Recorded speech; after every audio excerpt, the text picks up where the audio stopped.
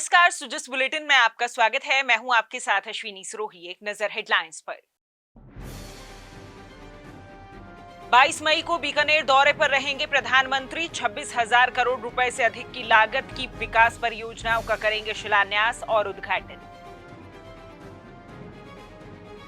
विभागीय योजनाओं को लेकर जिला कलेक्टर्स के साथ बैठक। पद का दुरुपयोग और लापरवाह अधिकारी कर्मचारियों के मामले में मुख्यमंत्री का कड़ा रुख। राजस्थान संपर्क में नवाचार कर नागरिकों को त्वरित और प्रभावी सेवा करवाई जा रही उपलब्ध। शिकायतों का किया जा रहा समय पर समाधान। प्रधानमंत्री श्री नरेंद्र मोदी 22 मई को बीकानेर के दौरे पर रहेंगे। इस दौरान प्रधानमंत्री अमृत भारत स्टेशन योजना के तहत पुनर्विकसित देशनोक स्टेशन का उद्घाटन करेंगे और बीकानेर मुंबई एक्सप्रेस ट्रेन को हरी झंडी दिखाएंगे। इसके बाद प्रधानमंत्री 26,000 करोड़ रुपए से अधिक की लागत वाली कई विकास परियोजनाओं का शिलान्यास और उद्घाटन कर राष्ट्र को समर्पित करेंगे और पलाना में एक सार्वजनिक समारोह को भी संबोधित करेंगे। प्रधानमंत्री देशनोक स्थित करणी माता मंदिर में दर्शन भी करेंगे। अमृत भारत स्टेशन योजना के तहत 1300 से अधिक स्टेशनों को आधुनिक सुविधाओं के साथ पुनर्विकसित किया जा रहा है, जिन्हें क्षेत्रीय वास्तुकला को प्रतिबिंबित करने और यात्री सुविधाओं को बढ़ाने के लिए डिजाइन किया गया है।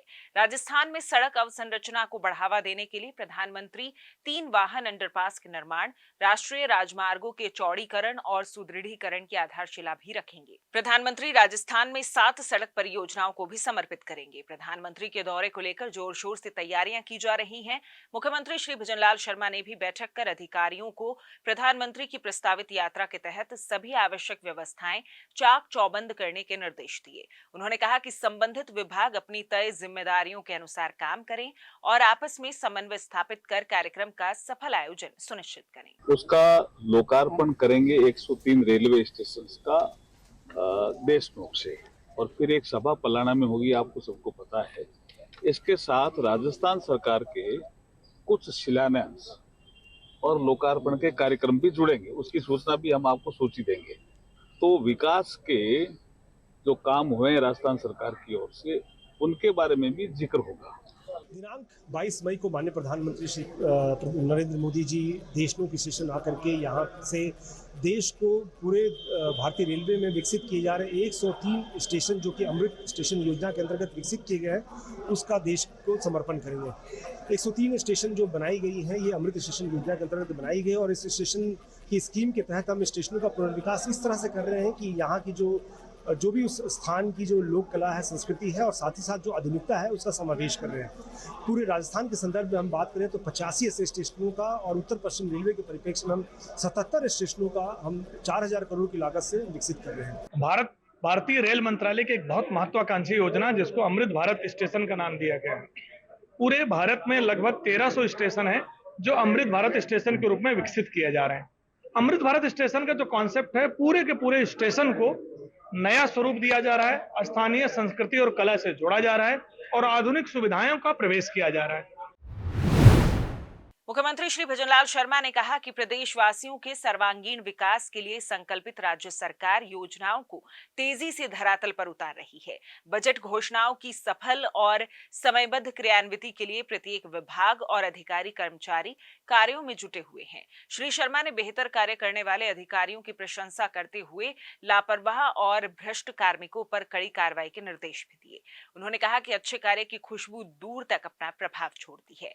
मुख्यमंत्री श्री शर्मा ने सोमवार को मुख्यमंत्री निवास पर विभिन्न विभागीय कार्यों की समीक्षा करते हुए लापरवाह व पद का दुरुपयोग करने वाले कार्मिकों पर सख्त एक्शन लिया। उन्होंने ऐसे ही 2 मामलों में ब्यावर जिले के रायपुर उपखंड अधिकारी गुलाब चंद वर्मा को निलंबित और तहसीलदार पुष्पेंद्र पांचाल को तुरंत एपीओ करने के निर्देश दिए। साथ ही बाड़मेर के रामसर उपखंड अधिकारी अनिल कुमार जैन और तहसीलदार अशोक कुमार मेघवाल को भी एपीओ करने के निर्देश दिए गए। श्री शर्मा ने कहा कि मुख्यमंत्री जन सुनवाई में प्राप्त प्रकरणों में नियमानुसार शीघ्र कार्रवाई की जाए। उन्होंने कहा कि जिला कलेक्टर और पुलिस अधीक्षक नियमित जिला स्तरीय जन सुनवाई करें ताकि आमजन को राजधानी तक नहीं आना पड़े। उन्होंने जिला कलेक्टर्स को विभागवार शेड्यूल बनाकर नियमित समीक्षा करने के निर्देश दिए। श्री शर्मा ने कहा कि राजस्थान संपर्क पोर्टल पर दर्ज शिकायतों का भी निस्तारण कराएं। उन्होंने कहा कि जिलों में हर घटनाक्रम और जन समस्याओं की जानकारी जिला कलेक्टर और पुलिस अधीक्षक को होनी चाहिए। मुख्यमंत्री ने एनएफएसए के संवेदनशील कार्यों के लिए जिला कलेक्टर्स को फील्ड में जाने के निर्देश दिए। उन्होंने कहा कि कार्य योजना बनाकर लंबित प्रकरणों का निस्तारण करें, फील्ड में रहें और वहीं से आगामी वीसी में जुड़ें। श्री शर्मा ने लंबित प्रकरणों की रिपोर्ट और कार्यों में लापरवाही बरतने वाले कार्मिकों पर कार्रवाई कर रिपोर्ट सीएमओ भेजने के भी निर्देश दिए। मुख्यमंत्री ने जिला कलेक्टर्स को भीषण गर्मी से बचाव के लिए पानी, बिजली, चिकित्सा सहित आवश्यक व्यवस्थाएं शीघ्र सुनिश्चित कराने के निर्देश दिए। राजस्थान संपर्क, जहां राज्य का कोई भी नागरिक सरकारी विभागों से संबंधित अपनी शिकायतों को दर्ज करवा सकते हैं। ये मुख्य रूप से एक राज्य स्तरीय एकीकृत वेब पोर्टल है जो विभिन्न नागरिक केंद्रित प्रश्नों और सरकारी सेवाओं से संबंधित शिकायतों के निवारण के लिए संपर्क बिंदु के रूप में कार्य करता है। राजस्थान संपर्क का उद्देश्य नागरिकों को त्वरित और प्रभावी सेवा उपलब्ध करवाना है। नागरिक आधुनिक संचार जैसे WhatsApp, voice bot, chat bot, CM helpline, 181 call centre आदि के माध्यम से अपनी समस्याओं को दर्ज करवा सकते हैं। साथ ही घर बैठे विभिन्न सरकारी योजनाओं और सेवाओं के लिए आवेदन भी कर सकते हैं। नागरिक शिकायत की वास्तविक जगह को मोबाइल ऐप के द्वारा टैग कर सकते हैं, जिससे शिकायत का समाधान त्वरित किया जा सकेगा। माननीय मुख्यमंत्री महोदय के मार्गदर्शन में राजस्थान संपर्क आमजन की समस्याओं को तो त्वरित गति से समाधान करने हेतु एक प्लेटफॉर्म है। राजस्थान संपर्क प्रदेश की 8 करोड़ जनसंख्या का जो जन समस्या है उनका निराकरण करता है। साथ ही राजस्थान सरकार द्वारा जितनी भी योजनाएं संचालित की जा रही हैं उन सेवाओं के जो उपलब्धता ई मित्रा पोर्टल के माध्यम से आमजन को दी जाती है, उन सेवाओं की मॉनिटरिंग हेतु भी ये एक सशक्त प्लेटफॉर्म है। राजस्थान संपर्क 181 हेल्पलाइन से इंटीग्रेटेड है। इसी के साथ ये चैट बोट, वॉइस बोट और जनाधार, ई मित्रा और अन्य राजस्थान सरकार के जितने भी प्लेटफॉर्म है उन सभी से ये एप्लीकेशन पोर्टल से उन सभी से ये वेल इंटीग्रेटेड है। राजस्थान के मौसम में गर्मी का स्तर फिर से बढ़ने से लू का प्रकोप भी बढ़ गया है। तापमान में बढ़ोतरी के कारण लोग बड़ी मुश्किलों से घरों से बाहर निकल रहे हैं।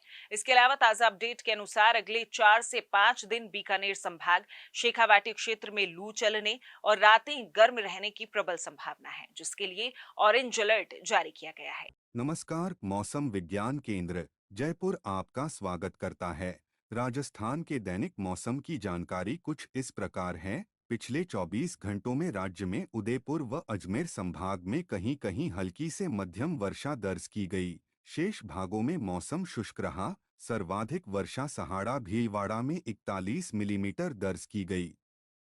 राज्य के बीकानेर संभाग में कहीं कहीं उष्ण लहर व उष्ण रात्रि दर्ज की गई। राज्य में सर्वाधिक अधिकतम तापमान पिलानी में 46.4 डिग्री सेल्सियस, जो कि सामान्य से 5.0 डिग्री अधिक है, दर्ज किया गया। राज्य में सर्वाधिक न्यूनतम तापमान चूरू में 32.8 डिग्री सेल्सियस दर्ज किया गया।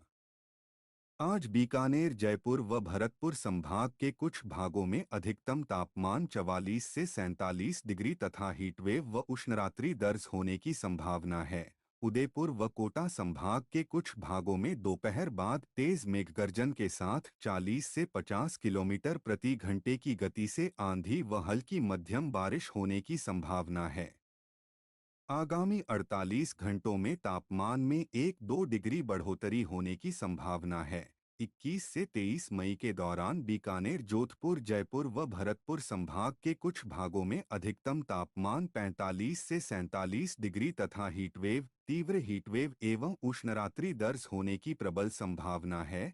सीमावर्ती क्षेत्रों में 30 से 40 किलोमीटर प्रति घंटे की गति से तेज धूल भरी हवाएं चलने की संभावना है। उदयपुर व कोटा संभाग के कुछ भागों में आगामी 4-5 दिन दोपहर बाद तेज मेघगर्जन व हल्की मध्यम बारिश का दौर जारी रहने की प्रबल संभावना है। जयपुर, भरतपुर व बीकानेर संभाग में 22-23 मई को दोपहर बाद मेघगर्जन तथा आंधी बारिश दर्ज होने की संभावना है। जिस बुलेटिन में आज के लिए इतना ही। फिर होगी आपसे मुलाकात, तब तक के लिए नमस्कार।